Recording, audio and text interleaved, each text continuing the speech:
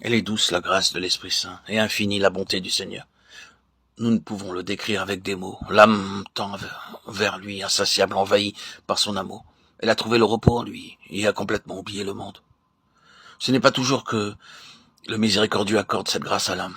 Souvent, il donne l'amour à l'égard du monde entier. C'est alors que l'âme pleure pour lui et implore le Tout-Puissant qu'il répande sa grâce sur toute âme et lui pardonne dans sa pitié.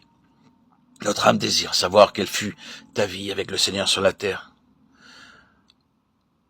Mais tu as enveloppé ton secret dans le silence, comme ce n'était point ta volonté de livrer tout cela à l'Écriture.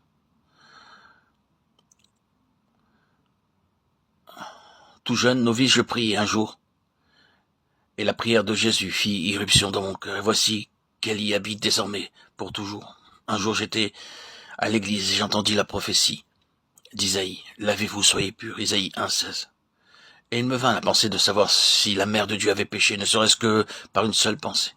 Et voici que pendant que je priais, une voix disait distinctement en moi, la mère de Dieu n'a jamais péché, pas même par une pensée. Ainsi l'Esprit Saint rendait témoignage dans mon cœur de sa pureté.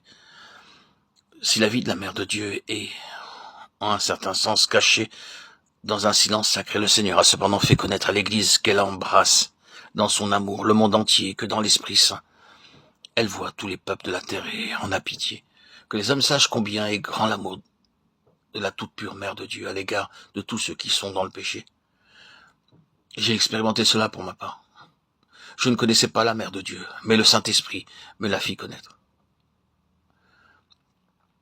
Voilà plus de 40 ans qu'elle me visita, moi, pécheur, et m'instruisit. J'en serais mort, moi, misérable, mais j'entendis sa voix, je recueillis ses paroles. Ce que tu fais me répugne, elle était si pleine d'amour, si agréable, si douce, et ça était sa voix, que je ne puis jamais oublier ces mots si doux, et ne sais comment remercier, moi, pécheur, la mère de Dieu, pleine de grâce et de miséricorde. Tout au ciel vit et se meut dans l'Esprit Saint, mais il est présent également sur la terre.